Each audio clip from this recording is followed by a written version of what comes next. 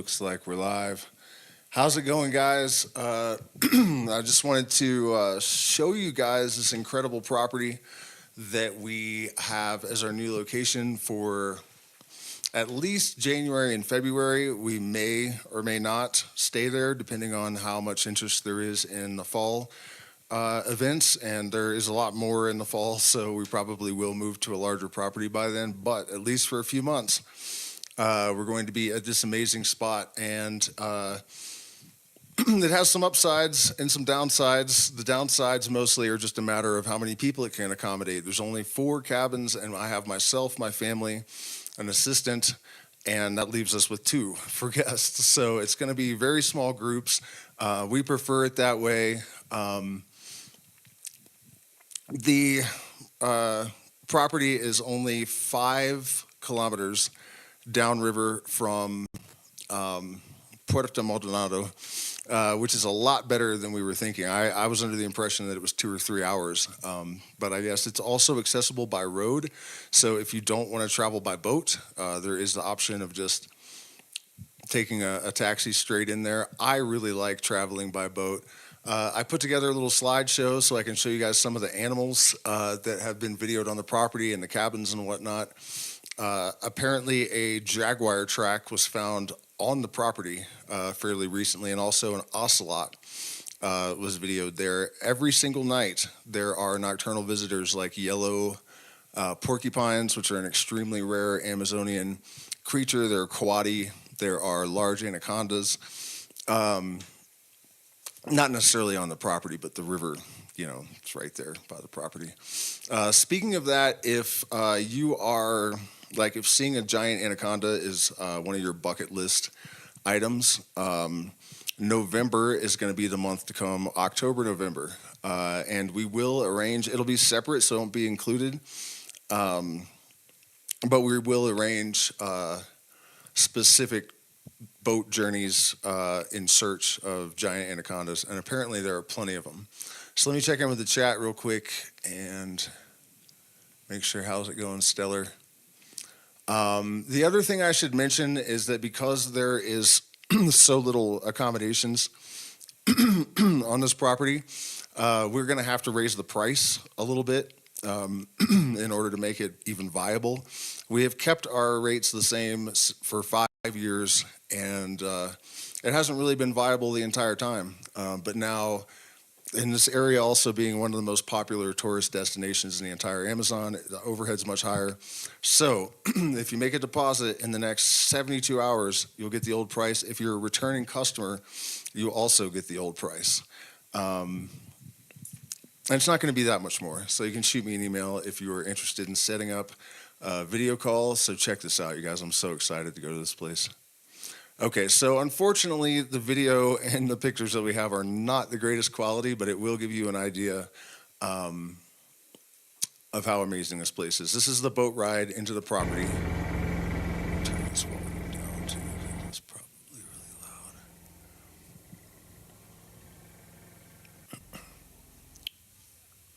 That is an ocelot on the property.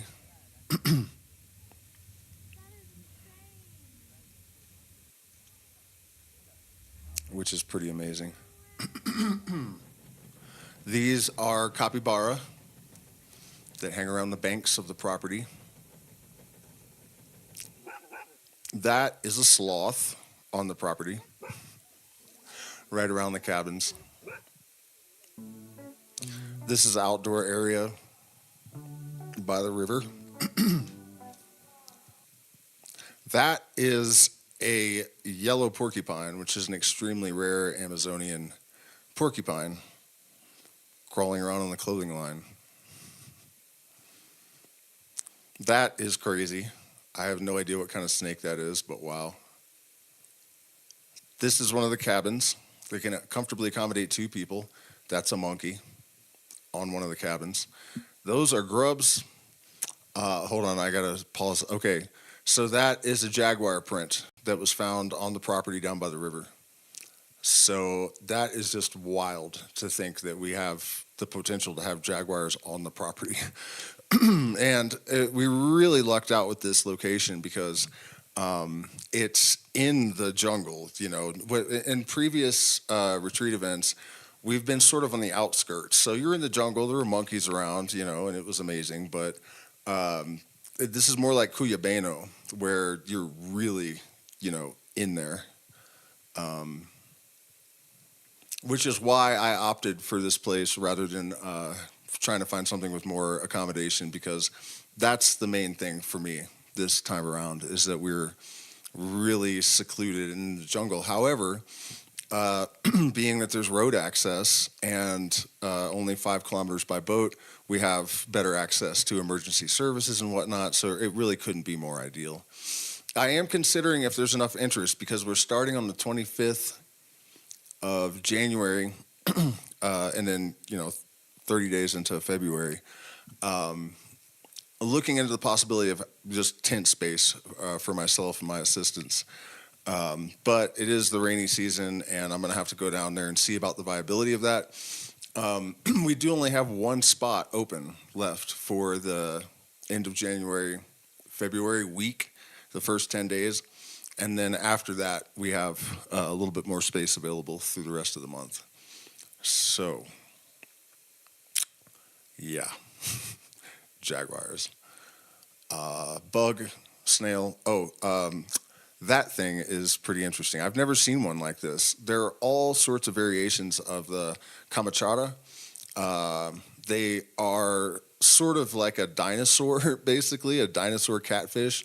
They have armored plates that the way that they sort of, they're segmented, and they, what's the word I'm looking for? They're like fitted perfectly so that the thing can navigate and move. But I would imagine you can shoot them with a .22 and it'll just bounce right off. I mean, they're incredibly hard.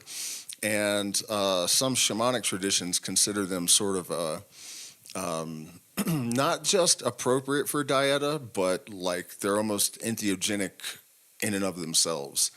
It's there's a lot of different lore around them, but they're believed to basically be a really good. I just noticed looking at this one, it almost looks like Shipibo ayahuasca Ikaro drawings. See what I mean?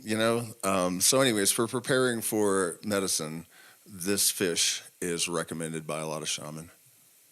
That is a coati, and I'm assuming it's a pet because a shaman that I lived with in Talag, Ecuador, had a limp. And one day I asked him why, and he pulled up his pant leg, and there was a bunch of stuff missing from his knee. And apparently he got too close to a wild coati, and it did a lot of damage. So this must be a pet. If you guys are interested in coatis, there's a bunch of shorts on my channel. I lived with one for a while, and if you can imagine having a monkey that's also a raccoon around, that's kind of what it's like. I mean, it was cool, but we'd be having lunch or something, and it would come out of nowhere and jump on a guest's head or something, and it was strong enough that it could wrestle with the pit bulls. They had like large pit bulls, and it would wrestle with them and hold its own. Really cool animal. It would go gold panning with us and stuff, and you can see it sniffing around in the pans and some of the shorts. Really cool animals, though. So that's a coati. And then these are just pictures that I found on the internet of the area. These are the famous salt licks that the macaws congregate upon. That is an emerald tree boa that was photographed in the park.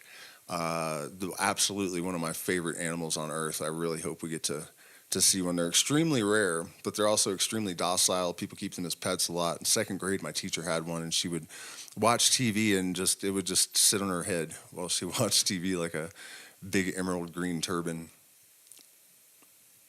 That is an anaconda. So in September too, but apparently when the lower the water gets, it makes sense. The more anacondas are visible. So September is iffy for that, but still better than spring and summer.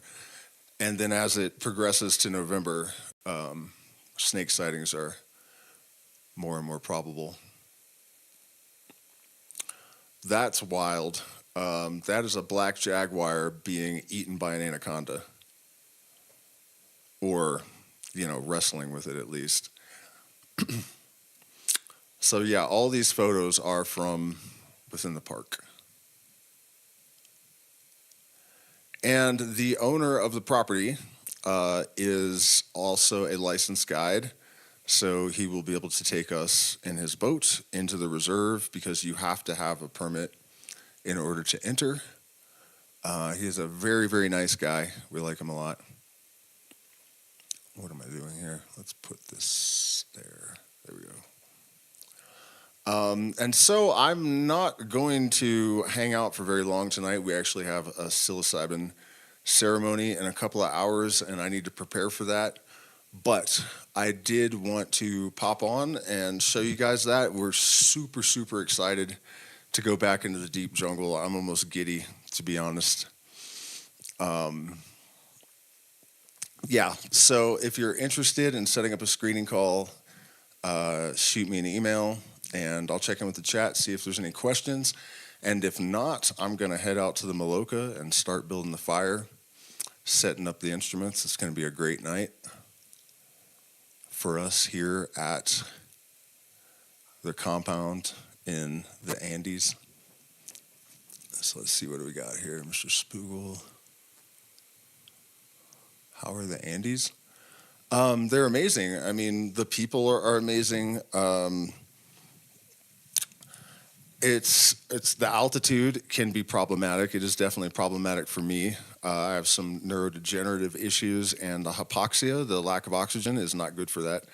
So it's going to be good for me to get down into the jungle, but it's a really incredible place. The ruins are tremendous, and if it's the off season, you can go to the Temple of the Moon and drink San Pedro, and you might not see anyone. On a weekday, you might have the entire place to yourself, which is pretty extraordinary. Ollantaytambo, even the Temple of the Sun, can be pretty empty during the off season. So it's really an incredible thing to be able to go into these ruined sites and drink medicine. And there's so many of them. The Incan Empire was so massive.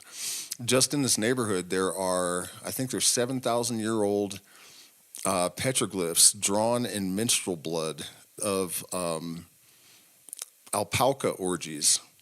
And I think it was kind of like sigil work. They were trying to invoke these things so they could hunt them. There are eagle eyries, with these massive Andean eagles. We see condors a lot. We just stumbled into this huge ruin complex we didn't even know was there up the street from our house, and you never see anyone there. You can go there pretty much any time, and you have the whole place to yourself. So it's really, really. Do I exercise at all? What do you mean? Of course. Let me see. Any other questions? Yeah, so we are running from late January until May, June. Then we're going to take a few months off for the summer, and then we'll be having more events in the late summer and fall. So shoot me an email if you're interested. Sorry to keep it so brief tonight, but we need to get our ceremony going. I appreciate all of you guys, and I will hopefully see you soon. Cheers.